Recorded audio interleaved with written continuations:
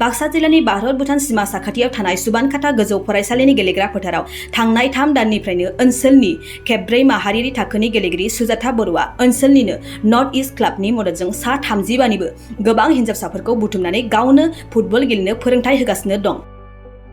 मख'थावनादि गेलेमु बिथिङाव दिनै गोबां आइजोफोरानो हौवाफोरजों समान समानै गामि ओनसोलाव दावगाबोनो हमदोंब्लाबो नाथाय बिनि रुजुनायाव गोबां खम।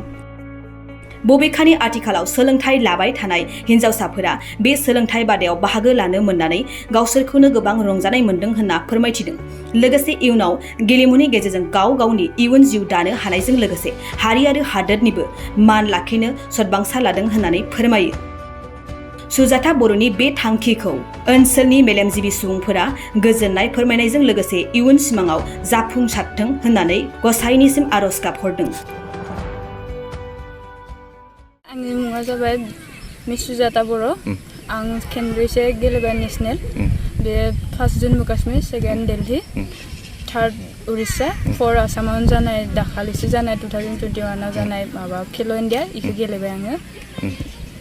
दा नुनो मोनदों नोङो गामिनि हिन्जावसाफोरखौ दिहुननानै जिखिनि खेलानि फारसे दावगाहोनो दिहुनना लाबोदों बे बेलायाव माबायदि हाबाफारि लादोंमोन?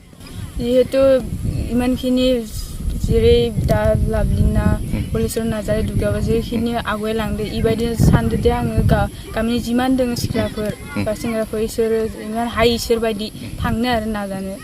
जिहेतु नेसनेल इन्टारनेसनेल गेलेनो हायो इखौनो आङो एसे गामिनिफ्राय जिमान हायो नाजादो आरो इसोरखौ। दा साबेसे हिन्जावसाफोरखौ बेवहाय माबा सोलोंथाय होगासिनो? दा सान्दि 35 जाना दङ। 35 बे सोलोंथायखौ होनानै माबायदि मोनदों? दा मोजाङानो आंनाबो, जिहेतु आंबो गेलेगिरि, जिहेतु इसोरखौबो जिमान हायो आं बायदिनो नेसनेल गेलेनो हानाय बेबायदिनो सानदो आरो इसोरबो जिमान हायो लांनो हानाय।